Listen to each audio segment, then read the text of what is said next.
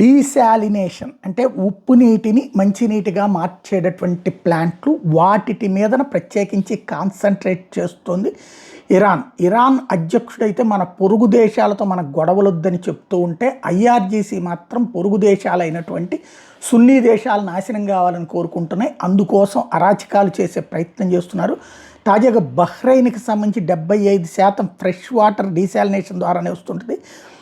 అక్కడ ఉన్నట్టు మిలిటరీ బేస్లన్నిటికి కూడా ఇట్లాంటివి వస్తుంటాయి. ఇప్పుడు ఒక మిస్సైల్ని ఆ ప్రాంతం మీదకి వదిలింది ఇరాను 2 రోజుల క్రితం. దాన్ని దారిలోనే ధ్వంసం చేసింది యుఎస్ సంబంధించినటువంటి వ్యవస్థ. అట్లా కువైట్లో కూడా 90% వాటర్ డీశాలినేషన్ ప్లాంట్లకు సంబంధించి, ఖతార్లో 100% డీశాలినేషన్ ప్లాంట్లే, దుబాయ్లో 90%, సౌదీ అరేబియాలో 70%, బహ్రెయిన్లో 70%. అయితే ఇంతవరకు ఎక్కడ డ్యామేజ్ కాకుండా చూసుకోవడంలో ఎయిర్ డిఫెన్స్ సిస్టమ్స్ ద్వారా డ్రోన్లన్నిటి పంపించింది, మిస్సైల్స్ పంపించింది. వాటిని మధ్యలోనే ధ్వంసం చేసి కంట్రోల్ చేయగలిగారు. ఏదైతే యుఎస్ క్వాషమ్ ఐలాండ్ దగ్గర చేసినటువంటి ఏర్పాట్లు కూడా ఇక్కడ బాగానే పనికొచ్చినాయి. ఓవరాల్గా చూసుకుంటే పరిస్థితిని కంట్రోల్ చేస్తున్నది అమెరికా.